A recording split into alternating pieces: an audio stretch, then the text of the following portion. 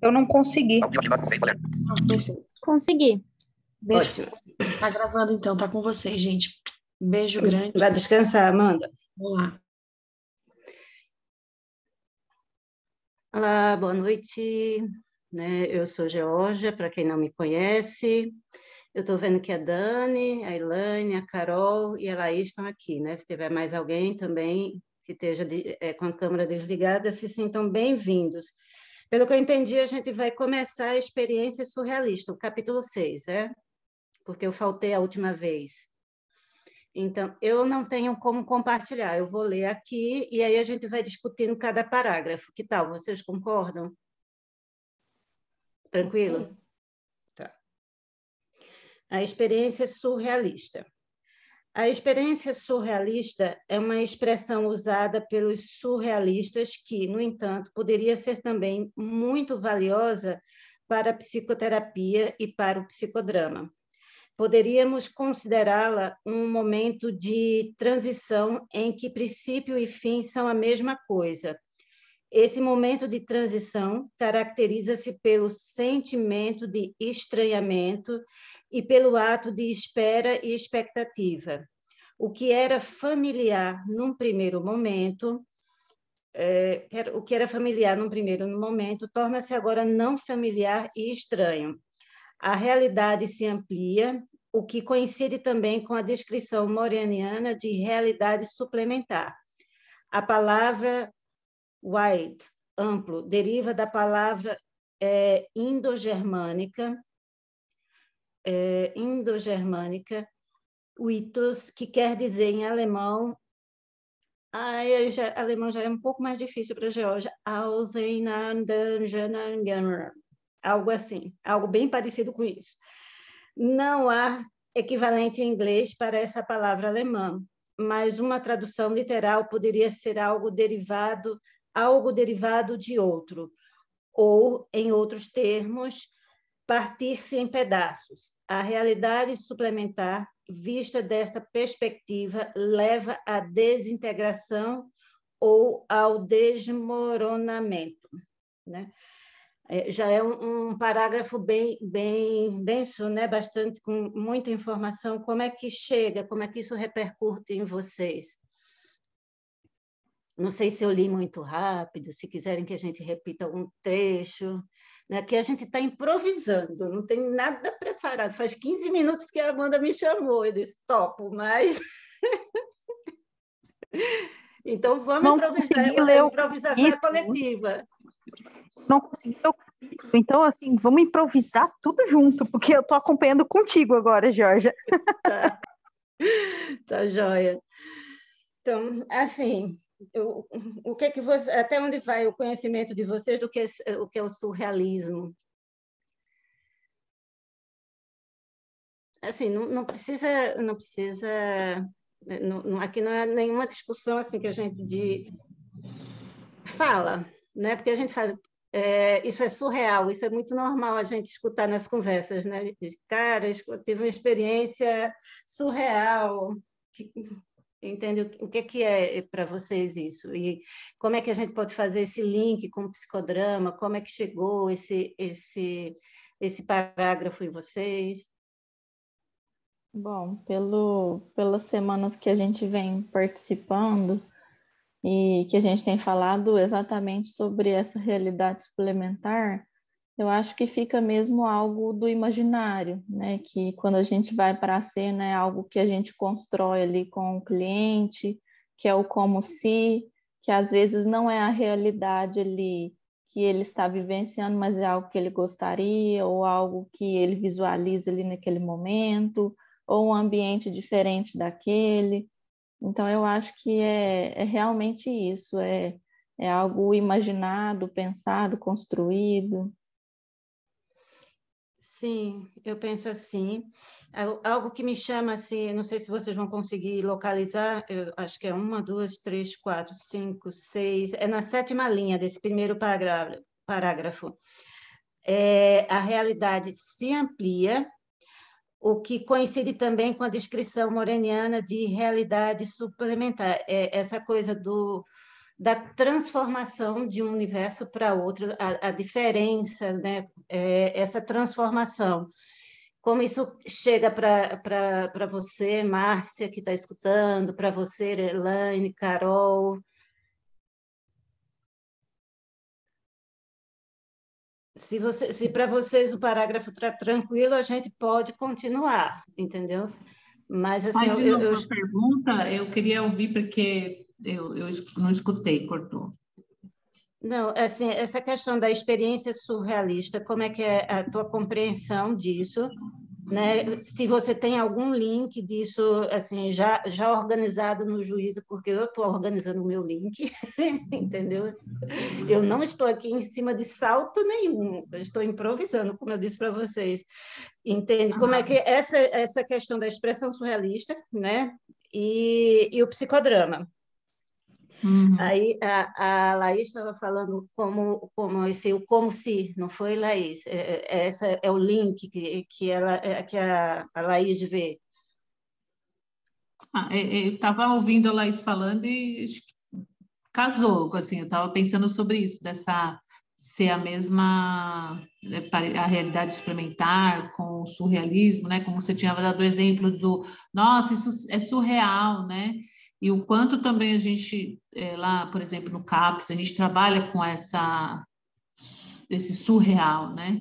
Então, acho que tem um link aí, mas é como também, vamos ouvir mais e, de repente, tentar organizar aí os pensamentos para melhorar essa explicação da minha parte. Tá. A minha proposta é assim, que a gente leia mais um pouco e vê se o que vem em seguida se ajuda a explicar, né? Um pouco mais. O que vocês acham?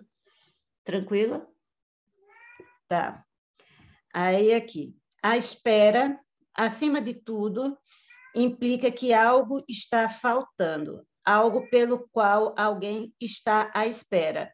No entanto, isso que está faltando, ao mesmo tempo, preenche o ato da espera com um conteúdo significante, transformando o sentimento de ausência no seu oposto. É uma citação de, eu não sei pronunciar esse nome, mas é Slodlin, não sei como é que é isso, não sei como pronunciar esse autor, né?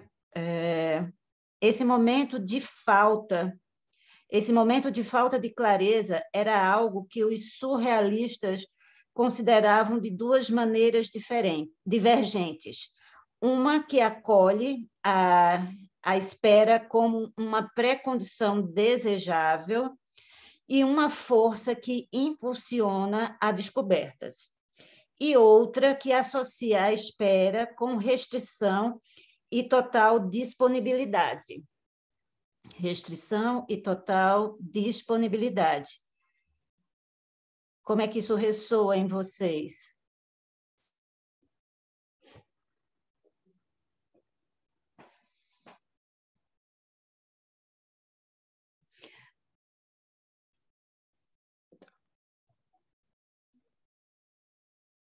Acho que tem a ver com o que a gente estava falando na semana passada, assim, não é que tem a ver, mas a gente estava falando semana passada sobre o último encontro, sobre o silêncio, estar em silêncio, que também foi um do capítulo anterior, né? E a espera, né? Do quanto a gente também pode trazer conteúdos aí na espera, o que está nessa espera, esperar o imaginário acontecer. Eu imagino uma sala de espera, né, o esperar do paciente chegar, né, e quanto a mente ela fica ou vazia, né, não tem nada, fica, sei lá, ou criativa, né, porque eu entendo porque eu penso sobre isso, que parece também o silêncio do capítulo anterior, né, tá. Que a gente fez na semana passada, falou sobre o encontro.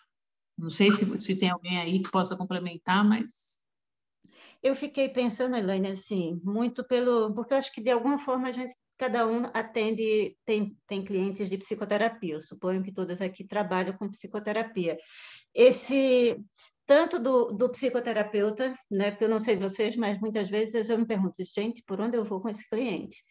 Né? Essa falta de clareza, né? E muitas vezes a gente também pega o nosso cliente nesse, eu não sei o que fazer, eu não sei, que traz essa falta de clareza diante das situações de vida dele. Né? Então, na questão do surrealismo, ele pode ter duas formas de acolher isso, né? Que eu acho interessante, né? E que ele fala que essas duas formas são divergentes, mas eu não sei se eu consegui perceber a divergência, né? Uma que acolhe a espera, né, como uma pré-condição desejável. Eu entendo isso como assim, não tem essa clareza de algo, pode ser X, Y, Z, mas esse tempo de falta de clareza, esse acolhimento é uma pré-condição a gente sabe que o cliente da gente está gestando alguma coisa e a gente está gestando junto alguma coisa que muitas vezes até a gente não tem clareza nisso, né? E isso é que ele chama que é uma experiência surrealista, né? Pela minha compreensão. E uma força que impulsiona descobertas. Né? Muitas vezes, eu próprio, no meu processo de psicoterapia, já me senti nesses momentos de falta de clareza e que, ao mesmo tempo, não ter clareza não significa que a gente está parado. Né? Porque isso vai impulsionando mesmo a gente para algum lugar. Né? Às vezes a gente até não quer ir, porque não sabe para onde está indo. Né? Não sei se vocês já passaram por algo semelhante, mas muitas vezes meu Deus, o que está acontecendo aqui? Né? E eu percebo isso não é só comigo, que nos meus processos, mas que eu já vi nos clientes também. Isso faz sentido para vocês? Como é que chega até vocês? Como é que ressoa? Com certeza. Eu me lembrei também e fiz uma ligação quando a gente falava, eu não vou lembrar o capítulo, é um aí para trás, que falava da surpresa, que algumas pessoas recebem a surpresa com alegria e outras vão receber com ansiedade. E aí eu me lembrei disso porque ele fala dessas duas divergências, né? Ou você recebe de uma forma, ou você recebe de outra. E que tem a ver também com essa espera, né? Que é o preparo, se você foi acolhido, se você está preparado para aquilo. Então, eu lembrei um pouquinho disso. Tá. Eu vejo que nos nossos participantes, aqui nós temos, eu estou vendo aqui na tela 5 telas ligadinhas, né? Tem 12, então, assim, para quem está chegando agora, a Amanda teve um problema, aí ela pediu para eu conduzir a leitura, né? Para hoje não ficar sem o estudo, né? E aí ela me avisou 15 minutos antes, então a gente está improvisando. Hoje é o dia do improviso, tá? Então, vocês que estão aí, por favor, se quiserem perguntar, abrir tela, falar, sinta à vontade, tá certo? Aí eu vou continuando. Se vocês tiverem alguma pergunta, então, assim, não tem ninguém sabendo mais que ninguém aqui. A gente, uma está tentando ajudar a outra, tá? Dag, você acha que, como psicodramatistas, tentamos aliviar a dor de nossos pacientes e chegar a uma solução de forma excessivamente rápida? Não seria interessante que o psicodrama encorajasse o paciente ou protagonista a experimentar o sofrimento e a paciência? Aí Zerka responde, né? Moreno, algumas vezes, conceituou o psicodrama como uma pequena injeção de insanidade sob condições controladas. Quando questionado sobre os perigos de tal procedimento, sua resposta foi: não estou muito preocupado com a loucura, mas com o controle. Se o paciente fizesse lá fora, no mundo, o que faz no teatro, poderia ser perigoso, tanto para ele próprio, quanto para os demais. No psicodrama, o paciente pode fazer ambos, realizar o ato, assim como, por meio dele, aprender a ser... que eu estou lendo no celular, desculpa. No psicodrama, o paciente pode fazer ambos, realizar o ato, assim como, por meio dele, aprender a se controlar. O teatro do psicodrama deve outorgar poder ao protagonista para que possa vivenciar a insanidade dentro de uma situação protegida e na qual o controle possa ser conquistado. Vamos parar aqui, a gente continua no certo vez. O que é que vocês acham até aqui, né? Como psicodramatistas, os psicodramatistas que aqui se encontram, mesmo que estejam em formação, tá? O que vocês acham? O psicodrama, a gente tem que aliviar a dor de nossos pacientes e chegar a uma solução de forma excessivamente rápida? Vocês acham interessante encorajar o paciente a experimentar o sofrimento e a paciência? O que vocês acham dessa pergunta? Posso falar? Pode. Dani, então, eu sou uma pessoa bastante ansiosa, né? Então, eu tenho que tomar cuidado, porque às vezes eu atropelo, né? E eu percebo nos meios psicodramáticos, né, que às vezes tem uma corrida desenfreada, assim, né, por aquela catarse de integração, assim, por aquela coisa, assim, bombástica, né? Principalmente quando a gente está em espaços, né, de eventos, de grupo, né, que mobiliza muita gente, mas nem sempre se alcança, né, principalmente quando são sessões em ato, então parece que como é um ato, ele precisa ser resolutivo, né, e eu não sei se isso é real, né, às vezes mesmo um ato que tem começo, meio e fim, ele não termina com uma resolutividade, né, ele termina com mobilização, com indagação, e às vezes nem isso, mas enfim, não sei se a gente tem que estar sempre tão em busca, né, dessa resolutividade, assim, né, de abrir e fechar uma coisa e fechar tão bem costuradinha, né? Happy end, né, fechar tão bem costuradinho que nunca mais vai abrir. Às vezes as feridas vão abrir e sangrar e fechar de novo, e abrir, sangrar, fechar de novo, abrir, sangrar, fechar de novo, até que não precise mais, eu acho. Mas eu confesso que para mim, como psicóloga, como psicodramatista, é um processo bem difícil, porque eu, às vezes, né, percebo que eu estou correndo na frente, né?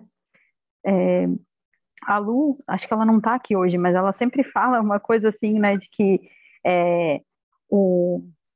a pessoa lá, né, que está em atendimento com a gente, né, que é leiga em psicologia e que não trabalha com isso e que não faz isso todos os dias. Estou falando aqui da psicologia porque eu sou psicóloga, né, mas talvez a gente tenha colegas aí de outras psicodramatistas de outras áreas. Mas, enfim, ela fala que às vezes a gente percebe algumas coisas muito antes da pessoa, né? Porque a gente já faz isso todos os dias, então a gente estuda isso, enfim, e às vezes o tempo da pessoa é mais lento exatamente porque, né, até pelos processos de vida dela, já está vivendo nessa mesma dinâmica há muito tempo. Então eu como psicóloga e psicodramatista, preciso sempre tomar o cuidado para não atropelar. Eu acho que é nosso, na minha percepção pessoal, né, faz parte do nosso trabalho respeitar o tempo das pessoas, né? Às vezes o tempo das pessoas não é, né, não é esse tempo em ato, né? É um tempo processual e de um processo muito longo, mas que vai sendo efetivo ao longo do processo. Sim, concordo com você, Dani. Quer falar, Carol? Sim, na verdade é complementar ao que a Dani falou, porque faz muito sentido, assim, eu vejo que as técnicas do psicodrama são muito assertivas, né? E aí, principalmente a inversão de papéis, às vezes acontece alguma coisa na cena que choca o paciente, de certa forma. E eu estava até pensando isso hoje, inclusive, sobre, às vezes, por exemplo, numa terapia de grupo, né, numa sessão em grupo, que acontecem coisas ali durante a sessão que talvez a pessoa não tá, ela mesmo se choca com o que acontece, né? Então, eu fico pensando mesmo, bem isso que a Dani falou, né? Que é nessa ansiedade de chegar a certo ponto, mas também tentar respeitar essa parte do paciente, né? O tempo do paciente, porque o psicodrama, ele é muito assertivo, né? Então... Sim, concordo contigo também, Carol. Acho interessante essa tua fala. Tem uma fala aqui no chat, deixa eu olhar. Falou algo do papel, ela vai mudar. Deixa eu ver, não, acho que eu não estou lendo a fala toda. Eu sou meio tantã com essas coisas aqui. Às vezes a gente pensa que porque a pessoa falou algo no papel, ela vai mudar substancialmente a relação. Sim, concordo. E quem falou foi Daniela, né? Para todo mundo. Bruno também levantou a mão. Você quer falar, Bruno? Quero sim. Estão me ouvindo bem? Sim. Também algo complementar ao que a Daniela trouxe ali. Uma vez eu estava conversando, se não me engano, com a Amanda, e ela me falou algo Bruno, que... desde quando eu sou Daniela na tua vida, a gente era amigo, cara. A Dani, então, desculpa, Dani. Tamo junto, pô. Acho que a Amanda foi isso, acho que foi ela que falou. E eu fiquei pensando um pouco reflexivo, que ela disse que às vezes as pessoas demoram para entrar em psicodrama, né? E falando isso, em complementar aquilo que a Dani trouxe sobre respeitar o momento e respeitar o processo do paciente, né? E aí eu sempre me vejo assim, porque a maior parte dos eventos de psicodrama, a maior parte dos psicodramas que eu vivenciei foram em eventos com outros psicodramatistas, então sempre tem aquele clima de resolutividade, de certa forma, né? A gente quer ver a coisa acontecer, a gente quer ver como é que funciona, a gente quer, enfim, vivenciar aquela parada. E muitas vezes no espaço, não só na clínica, mas em outros espaços, é muito estranho o que a gente faz, de certa forma, né? Para as pessoas de fora do ramo. E aí, Sim. respeitar esse processo também do entendimento, né? Do que está acontecendo, enfim. Legal. Tem mais alguém que esteja querendo? Eu vi só o Bruno de mão levantada. Tem mais alguém? Não, né? Ok, então vamos. Alguém quer mais falar? Eu posso continuar para o próximo parágrafo. Certa vez, eu estava. Continua a Zerca, tá? Certa vez, eu estava às voltas com uma paciente aparentemente suicida. Tive a sensação de que ela estava brincando com o suicídio e, na realidade, não tinha intenção de cometê-lo. Minha impressão foi confirmada quando ela declarou durante o psicodrama que cometeria suicídio ingerindo 3 pílulas de Valium. Isso não me soou sincero. Encorajei a paciente a tomar mais pílulas e ela retrucou: então tomarei 4 pílulas. Bem, também não dá para morrer tomando tão pouco. Encorajei-a a ingerir algo venenoso, de forma que ela pudesse viver um sofrimento verdadeiro e a dor da morte intensamente. Ela foi ficando cada vez mais resistente a encarar seu suicídio e morte. Eu a estava conduzindo em direção ao sofrimento e enfrentei na realidade suplementar, e entrei na realidade suplementar. Fui mais além da realidade para poder proporcionar-lhe essa experiência. Eu não queria solucionar seus problemas. O que ela necessitava era passar pela experiência do suicídio sem a pressão de realizá-lo na vida real. Avaliei sua necessidade como sendo um pedido de socorro, de forma que, na cena seguinte, a pessoa que ela mais amava se aproximou do seu leito e declarou seu amor e o quanto precisava dela. Há uma linda canção dos Beatles dos anos 60 que se chama Let It Be, Deixe Acontecer, que se refere à ideia da espera, da submersão na experiência do fluir com o momento. Isso tem um significado em si mesmo, quase zen. A experiência surrealista é algo existencial. Intenso esse parágrafo aqui, né? Bem intenso. Como é que isso ecoa em vocês? Assim, para mim, né, quem não me conhece, eu não sou psicóloga, eu sou psiquiatra, né? Então, falar de cenas de suicídio, já aciona o botão da psiquiatra. Tipo assim, gente, eu acho que a ideia e a condução das ideias de suicídio é super importante, mas você tem que estar com um vínculo muito bom com o seu cliente, né, para a gente poder entrar numa viagem dessa, porque de repente você, assim, se você não tem esse vínculo bom, ele pode compreender que você está realmente mandando ele aumentar a dose, né, do remédio, ou realmente ir para alguma substância. O paciente tem que entender que aquilo é como se, entendeu? Uma experiência. Não sei como é que chega isso para vocês. Eu ia falar exatamente isso, né? É uma atitude muito corajosa e muito, eu vou usar aqui a palavra extrema, mas não no sentido negativo, Eu acho assim que primeiro a gente está pegando as experiências da Zerca, né, que é rainha do psicodrama. Segundo, né, a gente sempre coloca num livro não as experiências mais exitosas, mas as experiências mais impactantes, né? Então não creio que mesmo a Zerca ou o Moreno faria isso com qualquer paciente, né? Eu entendo que ela dá esse exemplo para deixar muito claro, né, esse ponto que ela fala de entrar em contato com o sofrimento, né? Eu acho que, né, não dá para fazer isso em qualquer pessoa, qualquer paciente, ou de qualquer forma, enfim, né? Como você falou, tem essa questão do vínculo. Mas eu acho que uma coisa, esse ponto que ela traz, né, de entrar em contato com o sofrimento é muito interessante, né?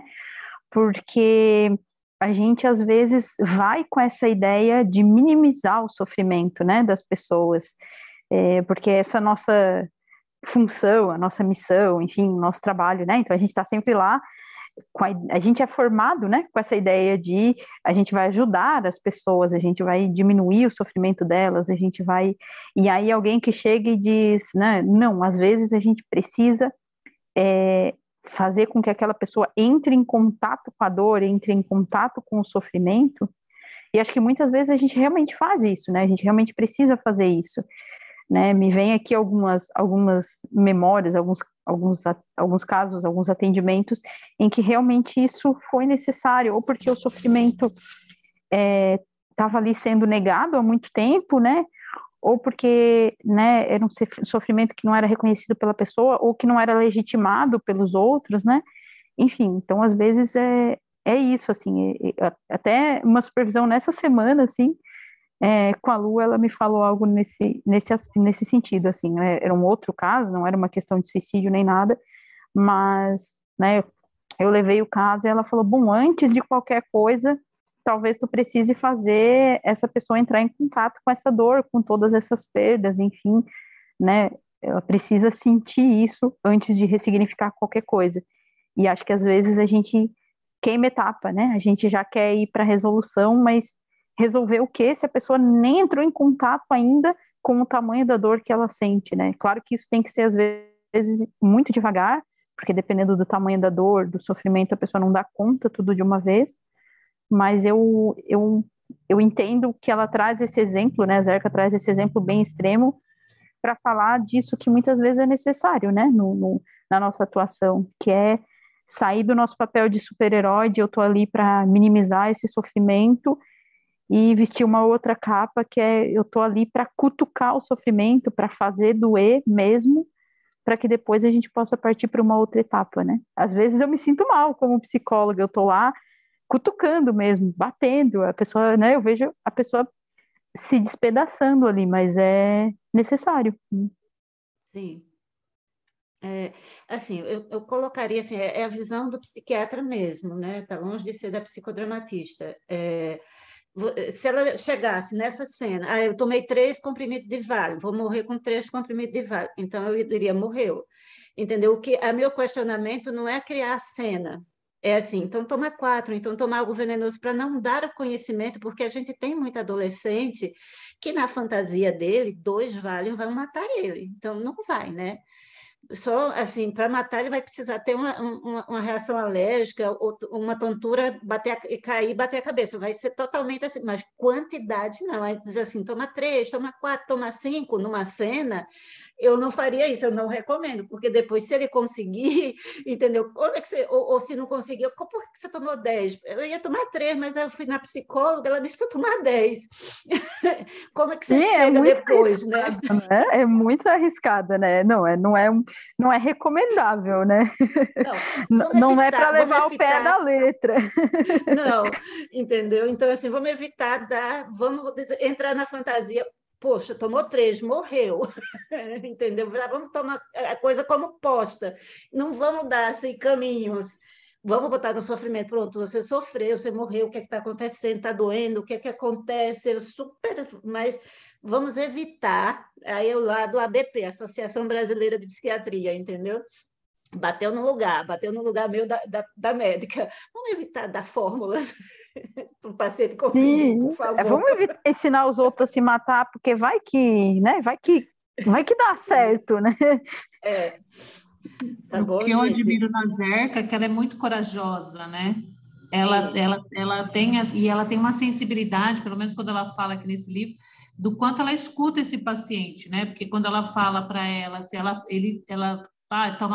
toma 3, toma 4, ela já conhece essa paciente, ela tem a sensação de que ela estava brincando, então, ela tem um vínculo, né? Ela não me soou sincera, então, eu acho que ela foi com uma segurança ali, né? Entrou na brincadeira, então, ela foi vendo até onde realmente ela estava querendo, e o que ela estava pedindo, apenas mas com certeza era um paciente que ela já conhecia, né? Que ela já tinha um vínculo, sabia do estado, né? Imagino na minha cabeça que a década de 70, 60, 70, uma coisa, era século XX ainda, o acesso que os adolescentes tinham a esse tipo de medicação, do paciente de forma geral. Agora a gente sabe que a gente está no século XXI, que o pessoal pega pesado, né? Então, a gente vai por outros caminhos. Alguém mais gostaria de falar? Essa ponderação que você fez, Georgia, do momento histórico que provavelmente em que ela fez isso, né? Que difere muito do que a gente está vivendo hoje, eu acho muito importante. Porque hoje, principalmente se tratando de adolescente, tem a coisa do modismo, tem a coisa sabe, aquela coisa assim, meio coletivo em se tratando de suicídio, né?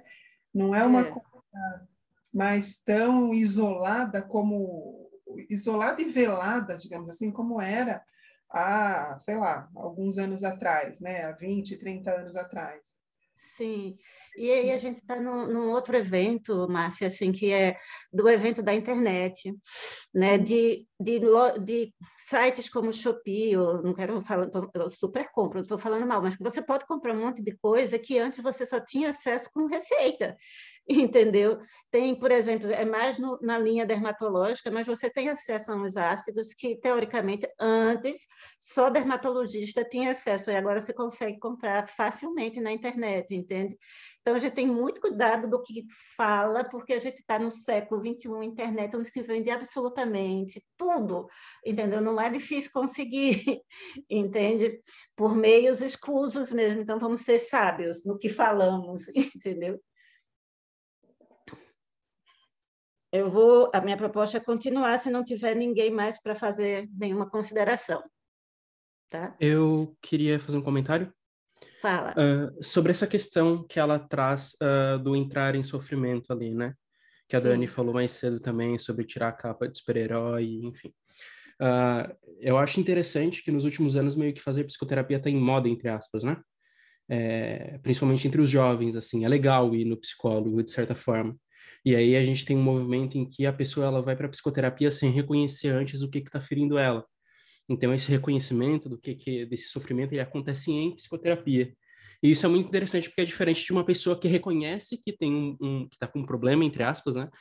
Mas que tem uma questão que ela não consegue lidar sozinha e que ela precisa de uma ajuda profissional, enfim.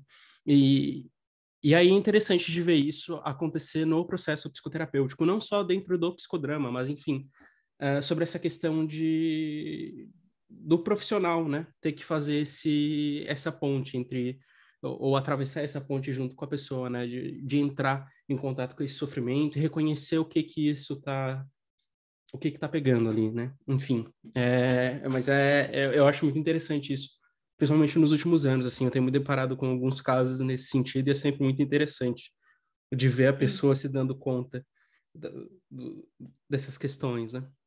Sim. Concordo contigo, Bruno.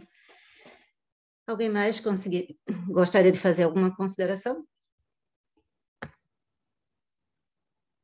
Então, quando eu cheguei na América pela primeira vez e me sentia muito solitária, nas noites quentes eu costumava ir ao Riverside Drive em Manhattan, Nova York. Eu me postava na parte mais alta e olhava para baixo na Riverside Drive e via a massa de carros indo e vindo na rua. Eu dizia a mim mesma, olhe para eles, Todos têm aonde ir. Eu não tenho nenhum lugar aonde ir. Ninguém sabe que eu estou aqui. Sinto-me como se fossem os destroços de um náufrago no meio de um oceano, no meio do oceano. Totalmente sem raízes. O que estou fazendo aqui? Foi uma época muito dolorosa. Para mim, todas as demais pessoas no mundo pareciam ter um objetivo. Elas se dirigiam a algum lugar. Eu não me dirigia a lugar nenhum. Olhando para trás, agora, valorizo enormemente essa experiência tão real. Eu não tinha raízes. Havia deixado a Europa e ainda não me havia enraizado aqui. Tratava-se de uma verdade existencial, embora aflitiva e angustiante. Será que é bom para uma pessoa se sentir como um destroço? Na época foi terrível, uma agonia assustadora.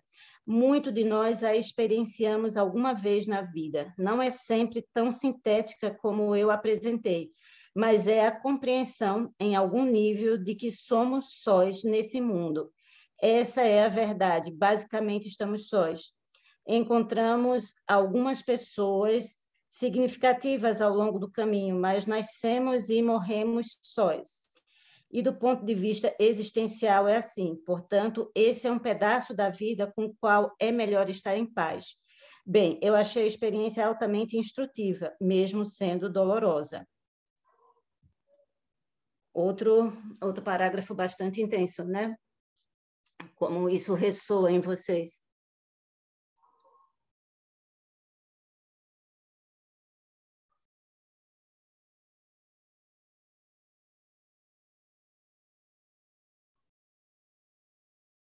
O silêncio também é resposta, viu, gente? Só para avisar que silêncio também é resposta.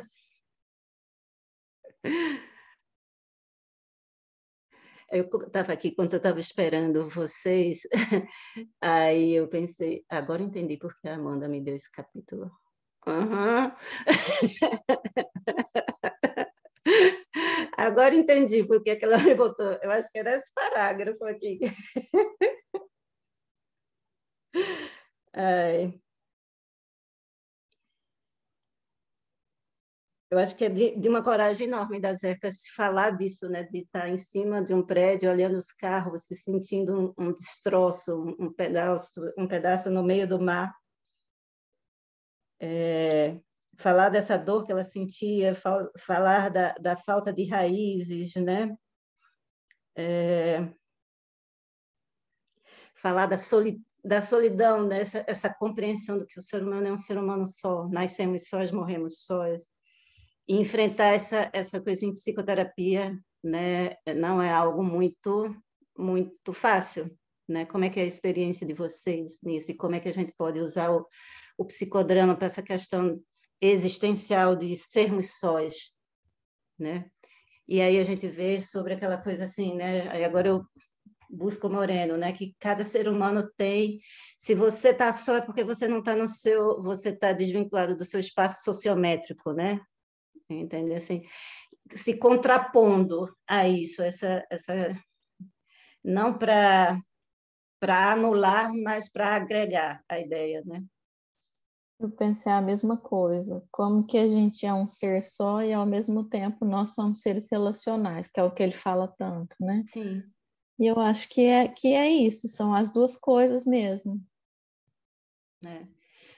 Para mim veio a questão, quando eu estava lendo isso, o trabalho do átomo social, né? Quando a gente começa com um cliente, quando ele vai trazendo essa queixa da solidão, de se sentir só, de não ter raízes, né? Entender como é que ele chegou nessa situação, fazer esse estudo desse átomo social, né? Dessa história, como é que se chegou?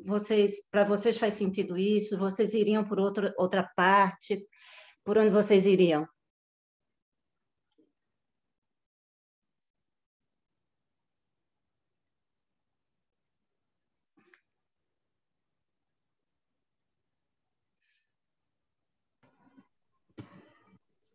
Acho que essa experiência de ser destroçada pelo próprio silêncio, pela espera, a solidão, eu estava ouvindo aqui e pensando no quanto isso é tão atual, né? O quanto essa angústia da solidão que tem hoje, né? Na clínica ou em qualquer lugar. Acho que tem que ter eu fico pensando não sei se eu ia trabalhar o átomo social, não sei, mas a cena que me vem à cabeça é o meteoro, né? Para onde eu sou levado, né? Quando estou destroçado, quando eu caio no chão, ou como um meteoro e estraçalho tudo à minha frente. Porque essa é a sensação que eu tenho, né? Do destroço, do vazio, né? Não sei se respondi, mas o que eu estou não tem uma resposta certa. Né? Não, é só não tem certo ou errado. É assim, eu iria pela questão do átomo social, foi a primeira coisa que me bateu aqui, né? Por isso que eu quero escutar vocês, quais seriam as hipóteses, as formulações, os caminhos que vocês tomariam pelo psicodrama, entendeu? Uhum. Acho que esse encontro consigo, né? Mesmo quando ela fala dessa experiência que ela teve, né? Eu acho que é a experiência mais, assim, né, catártica para ela, né? Porque ela encontra ela mesma, né? Ela só tem ela naquele instante.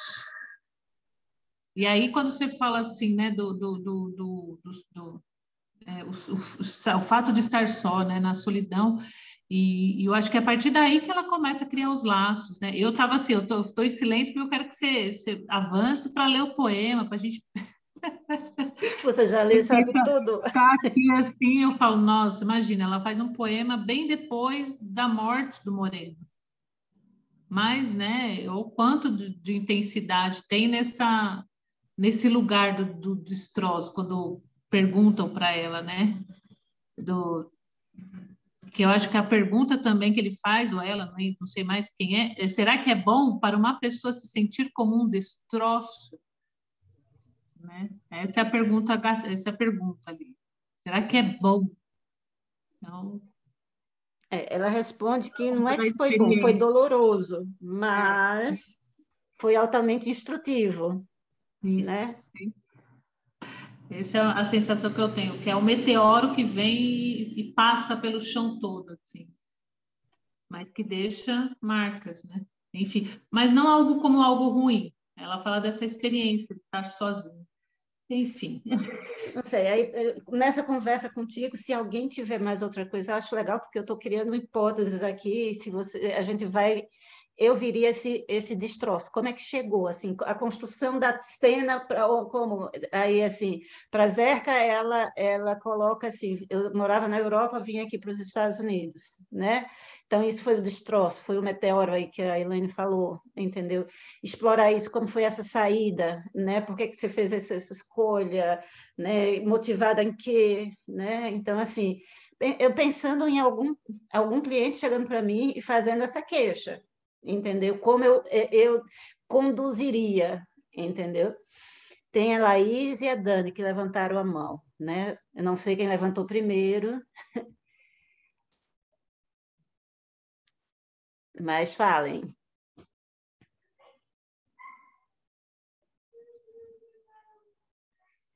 Bom, eu vou falar. É rapidinho, foi só um complemento do que veio aqui, que daria também para trabalhar os recursos internos da pessoa.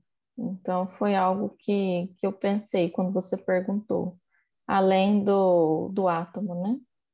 Sim. Dani, quer falar, Dani? Dani, você está aí? Dani? Então, eu vou ler aqui um comentário que está aí no chat. Eu gosto de fazer o paciente olhar para a sua rede sociométrica, mas também entender a importância de se perceber existencialmente só. Talvez seja nesse olhar que a pessoa encontre sustentação para estar consigo antes de estar com os outros. Quem falou foi a Teresa Raquel. Vamos lá. Dani, se você estiver aí querendo falar, não sei se você caiu, não caiu. Se quando você chegar, se ela chegar, a gente pode voltar, tá? Eu tenho um comentário para fazer também. Então, fala. Bruno. Eu acho interessante de observar nesse parágrafo da Zerka que ela está se colocando numa condição de imigrante ali, né? Então, de observar esse contexto também, que houve ali uma quebra de... enfim, provavelmente uma série de quebra de vínculos, de laços, que lembrando também da época em que ela fala, né? Então, também não era tão fácil assim se comunicar com as pessoas que ela deixou para trás. Mas eu fico muito pensando, e aí pensando nessa condição de imigrante e tentando responder aquela pergunta, né, o que eu como profissional faria nessa situação, eu tentaria trabalhar na direção do potencial, assim, tá, beleza, tá se sentindo só agora, entender um pouco essa solidão, o que significa esse estar só, né, e também de que forma que ela pode, que o paciente em questão pode lidar com essa situação, né? O que pode ser feito a partir daí? O que pode ser construído? Enfim. Tá. Mais alguém? A Dani chegou ou não? Você ainda está de mão levantada, Laís? Ou é porque... Não, né? Tá. Então, continuando aqui. Então, você diria que saber que se nasce e morre-se só, bem como ter um encontro com essa solidão, faz parte de uma catarse plena de ser capaz de assumir essa condição espontaneamente? A Zerka responde, sim. Isso me preparou para escrever um poema quando ouvi o disco As Palavras do Pai pela primeira vez após a morte de Moreno. Deixe-me ler o poema para você. Elaine, você está aí? Você quer ler o poema? Você disse que te chamou a atenção? Tô aqui, posso ler sim.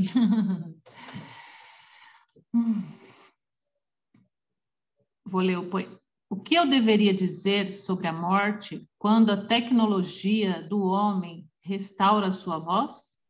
Eu a ouço descrente, em choque profundo, e me dou conta de sua presença, imersa em grande dor. Eu choro e choro sem parar.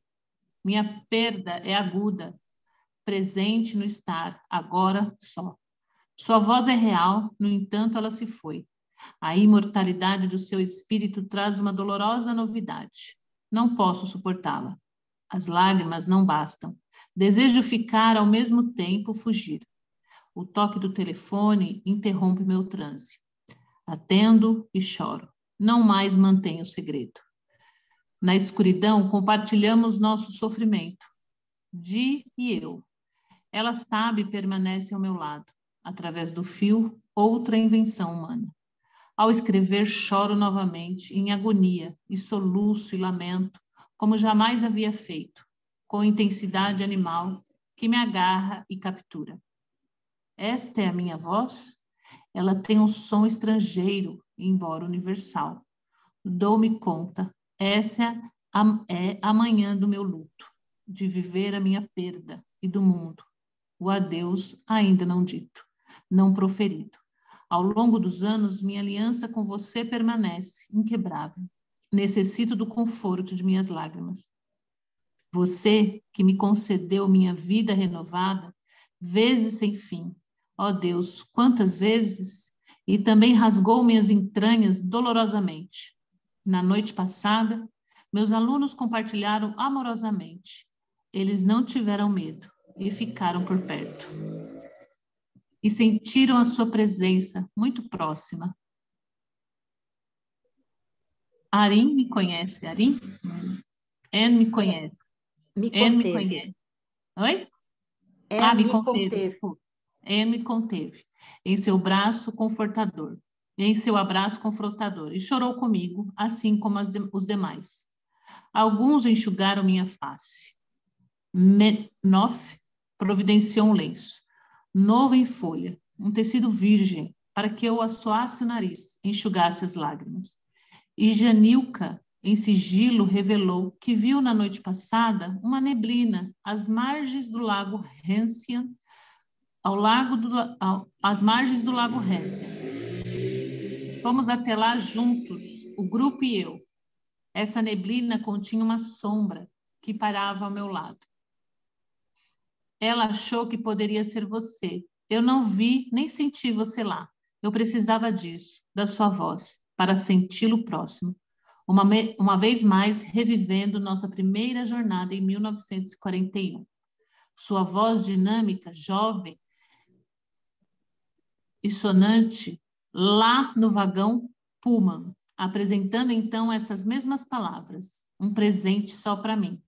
O rugir da estrada de ferro, mesclando-se aos meus ouvidos encantados, os originais do seu livro, espalhados pelas poltronas, suas mãos gigantescas. Seus olhos, sua presença, lendo só para mim. Em voz alta, com a voz dos... Tá ruim. Stentor. Com a voz de Stentor. Com a voz de Stentor, como transmitir e cantar em minha alma quando ela se uniu à sua? Simplesmente não há como. Antes de morrer, prometi que você jamais me perderia. E eu o encontrei novamente. Assim eu disse. Você ouviu, assentiu, fez sinal de que o aprovou. Mas não há limite para tudo isso. No tempo, agora eu devo viver enquanto você está tão longe. Minha vida ainda segue seu curso, totalmente impregnada pelo amor. Quem sabe que oceanos necessito atravessar, que vidas tocar, que companhias encontrar e acolher ainda.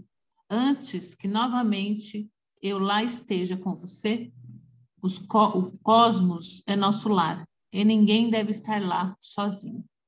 Zerca Moreno, 1993. Uou!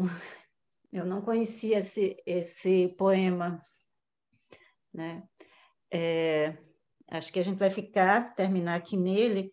Vamos ver as ressonâncias desse poema, né? E a gente termina às 19, não é isso, gente? Como é que isso ressoa para mim? Eu achei fantástico. Eu consegui me ver não sei como é a sala dela, mas na sala com ela, escutando, não sabia que tinha um disco com as palavras do pai, onde ele recitava isso, aprendi agora, né? Não sei se ele existir, esse vinil deve ser raríssimo, né?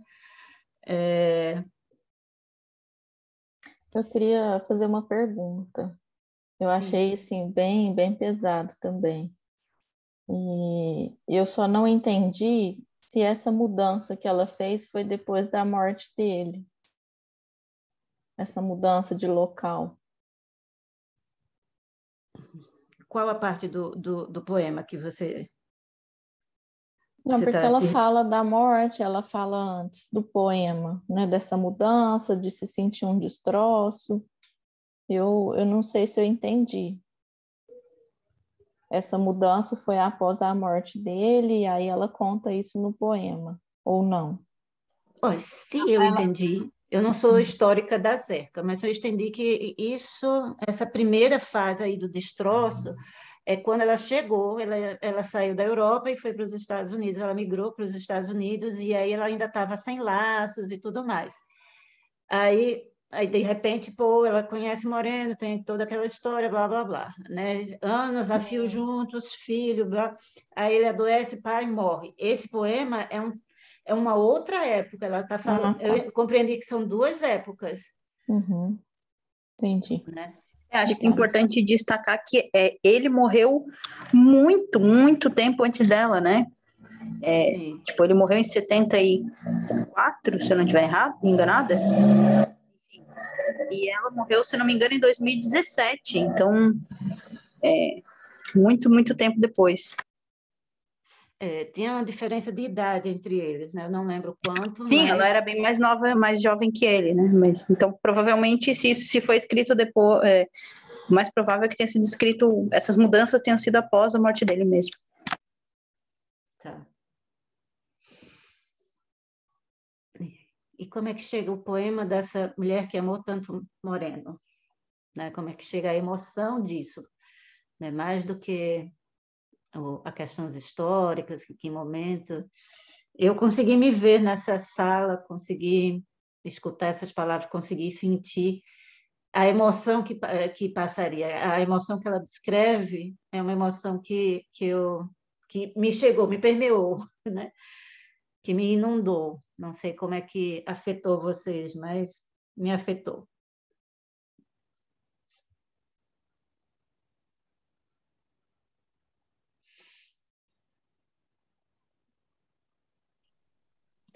Bruno. Eu acho que é uma experiência única de destroço de novo, de quanto ela tem que viver da dor, né? A dor. Sim. E a constatação que eles estão juntos, apesar da morte, tudo. Eu acho interessante, ela traz que quando a tecnologia do homem restaura sua voz, e imagina ela vendo vídeos, ou, enfim, naquela época, né? Ouvindo a voz, eu acho que é a forma dela estar dizendo dessa passagem da vida dela, né? Do quantos encontros e desencontros, né? Ela é maravilhosa, assim, é um poema sublime de se derramar aqui e ler diversas vezes. Enfim, tem comentário aí no chat. Achei lindo ela se acolhendo e se permitindo ser acolhida. Foi Tereza Raquel que colocou esse comentário no chat. Então é isso, gente. Quem? Oi, sou eu. Para mim, eu acho que a Zerka, ela coloca duas experiências de solidão bem diferentes, né? Por mais que ela fale que foi doloroso, eu acho que ela tinha um certo prazer nessa solidão, né? Porque ela ia todos os dias lá ver os carros, né? Ao invés dela ir num cinema, ao invés dela ir num café, ela me mostra um certo prazer de ver esses carros e de sentir essa solidão. E depois ela mostra a morte do Moreno, que é uma solidão que ela não desejava, né? Que é a companhia que ela tinha sempre com ela, que já parecia até meio que esse companheiro que meio simbiótico até, né? Pensavam juntos, faziam juntos. Então, essas duas faces da solidão, né? Sim, concordo, Mariana. Obrigada. Gente, são 18h59. Eu vou precisar realmente acabar às 19h. A gente pode terminar, a gente fala para a Amanda que parou no final do poema, porque aí daqui a 15 dias continua. Tá, joia? Quero agradecer a contribuição de vocês, a presença, as falas. Né? Acho que a gente conseguiu construir algo legal, algumas reflexões boas, né? Agradeço mesmo. Como é que sai, como é que desliga? Eu sei que está gravando, quem pode parar para